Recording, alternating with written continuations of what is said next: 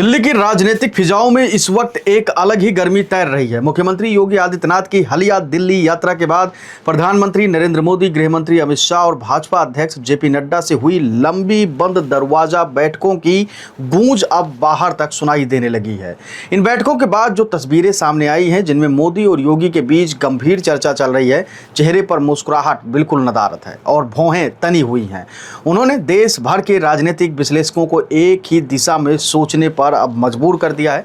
क्या भाजपा के नेतृत्व को लेकर अंदर खाने टकराव की शुरुआत हो चुकी है? क्योंकि ये तस्वीरें जो हैं वो केवल दृश्य नहीं है, ये तस्वीरें राजनीतिक व्याकरण हैं। इन तस्वीरों में योगी और मोदी आमने सामने बैठे हैं, लेकिन चेहरों पर सहजता नहीं है, बल्कि रणनीतिक तनाव है। न कैमरे के लिए मुस्कुराहट, न ही कोई दिखावटी अपनापन है। ये तस्वीरें उस राजनीतिक खामोशी को उजागर करती हैं जो शब्दों से ज़्यादा कहीं ज़्यादा बोलती हैं।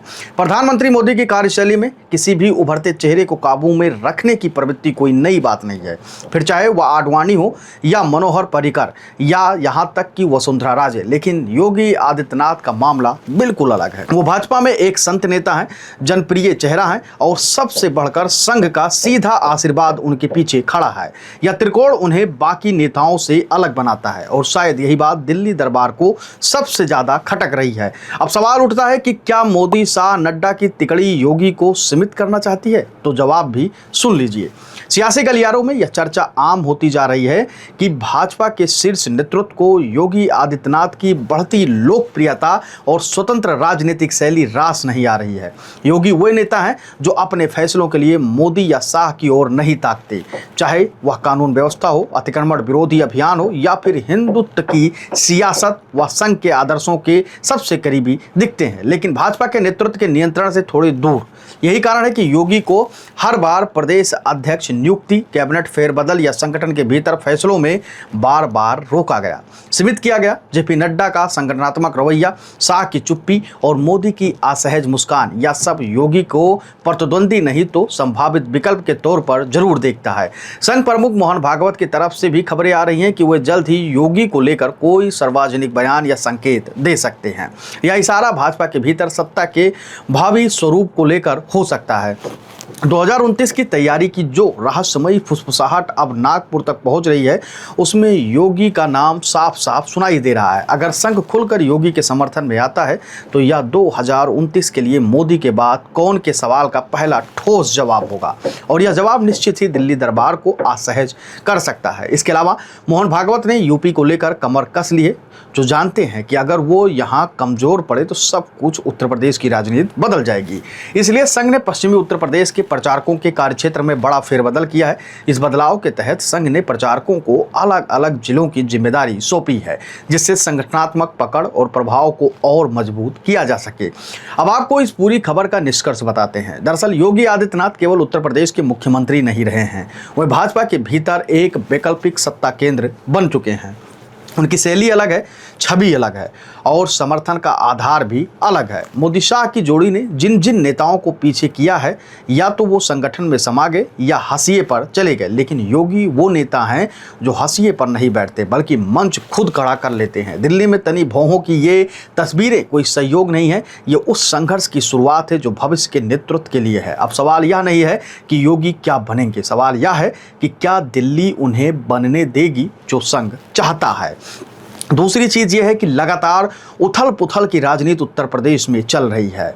अचानक योगी का जाना, दिल्ली बुलाना एक फ़ोन के कॉल के जरिए, और फिर वो जब दिल्ली पहुंचते हैं तो पहले जेपी नड्डा से, फिर शाह से और फिर मोदी से मुलाकात होती है। ये तीनों बड़े नेता हैं दिल्ली में और इनसे मुलाकात करने का मतलब है कि कोई बड़ी स्ट्रेटजिक प्लानिंग या कोई रणनीति जो वो चाहते हैं कि उत्तर प्रदेश में हो, तो इसको लेकर या कुछ बड़ा बदलाव, इसको लेकर वहाँ मुलाकातें हुई। तस्वीरें जो सामने आई, पहले योगी आदित्यनाथ प्रधानमंत्री नरेंद्र मोदी को जब पुष्प दे रहे होते हैं तो थोड़ी सी मुस्कान चेहरे पे दिखती है, लेकिन उसके बाद जब बातचीत का सिलसिला शुरू होता है तो दोनों असहज महसूस आते हैं। योगी आदित्यनाथ के हाथों में शायद आप कोई फाइल देखे होंगे, जो फाइलों के माध्यम से कुछ बताने की कोशिश कर रहे हैं और भौहें तनी हुई हैं, न चेहरे पर मुस्कान है न कुछ है, सिर्फ बातें हैं। अब देखने वाली बात यह होगी कि आखिर में ये सब अंदर ही अंदर पक क्या रहा है।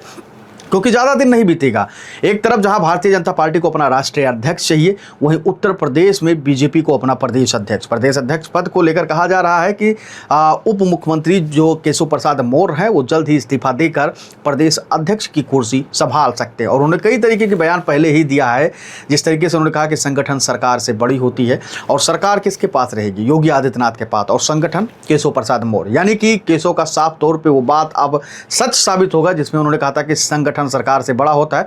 यानी कि योगी आदित्यनाथ से अब क्या केशव ऊपर हो जाएंगे या बड़ा हो जाएंगे, क्योंकि संगठन पे जो बैठेगा उसकी पकड़ मजबूत होगी। और संगठन का सबसे बड़ा हाल यह है कि जब 2027 का चुनाव करीब आएगा तो टिकट वितरण को लेकर सबसे ज़्यादा घमासान मचेगा, क्योंकि प्रदेश अध्यक्ष चाहेगा कि उसके भेजे हुए नामों पर ही मुहर लगे। वहीं मुख्यमंत्री योगी आदित्यनाथ भी सोचेंगे कि जो अच्छे नेता हैं उनके नाम का मुहर लगे। अब देखने वाली बात यह होगी कि ये लड़ाई आखिर कब बाहर आती है। अभी तो अंदर ही अंदर बहुत कुछ चीज़ें चल रही है, अलग अलग प्लेटफॉर्म, अलग अलग मीडिया चैनल्स पे अलग अलग चीज़ें चल रही हैं। सभी लोग यही कह रहे हैं कि यूपी में कुछ बड़ा होने वाला है। वैसे आपको क्या कुछ लगता है, क्या कुछ बड़ा होने वाला है? आप अपनी राय हमें कमेंट सेक्शन में दीजिएगा और बताइएगा कि आखिर योगी आदित्यनाथ अचानक दिल्ली क्यों गए थे और क्या कुछ वहाँ पे बातें हुई है।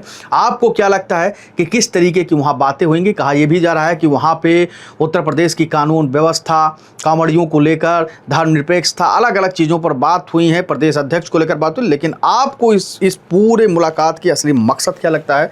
आप अपनी राय हमें कमेंट सेक्शन में जरूर दीजिएगा।